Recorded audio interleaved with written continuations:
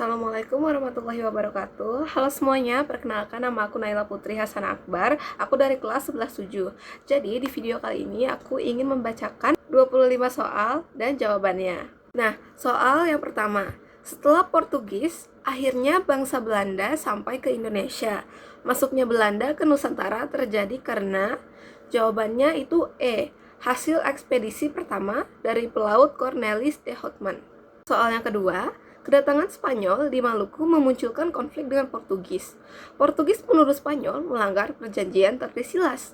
Konflik tersebut pun dapat diatasi dengan diadakannya perjanjian Saragossa, yang isinya antara lain, jawabannya itu C. Spanyol meninggalkan Pulau Maluku.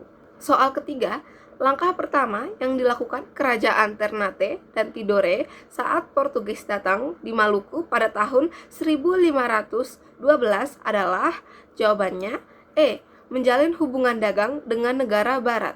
Yang keempat, arsitek utama ekspedisi Portugis di Asia dan orang Eropa pertama yang memulai kolonialisme Eropa selama bertahun-tahun atas Nusantara adalah jawabannya D. Alfonso de Albuquerque. Kelima, bangsa barat yang pertama kali datang di Nusantara dan kemudian memonopoli perdagangan rempah-rempah di Maluku adalah jawabannya E. Portugis.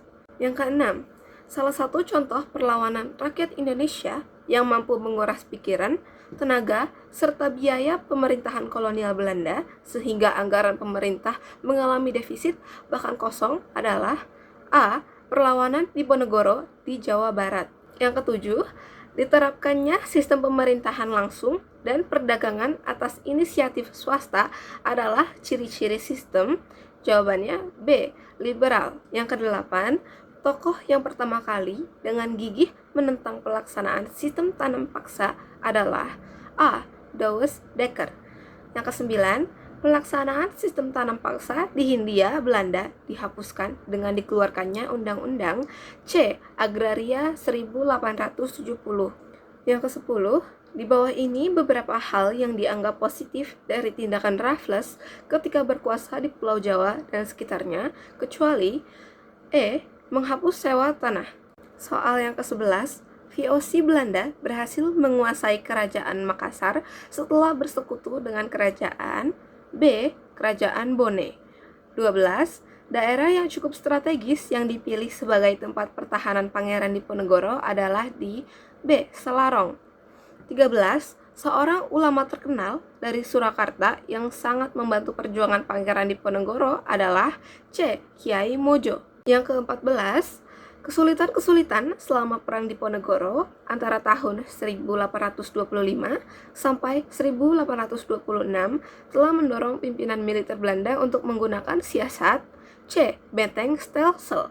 Yang ke-15, mempersempit ruang gerak pasukan Diponegoro dengan mendirikan benteng-benteng di daerah-daerah yang telah dikuasai oleh Belanda adalah tujuan siasat C. Benteng Stelsel. 16. Bagi Pangeran Diponegoro, penyerahan pimpinan pasukan yang merupakan pukulan berat bagi perjuangannya adalah menyerahkan B. Sentot Alibasya Prawiradirjo. Yang ke-17, setelah ditangkap, Pangeran Diponegoro dibawa ke Jakarta sebelum diasingkan ke C. Manado.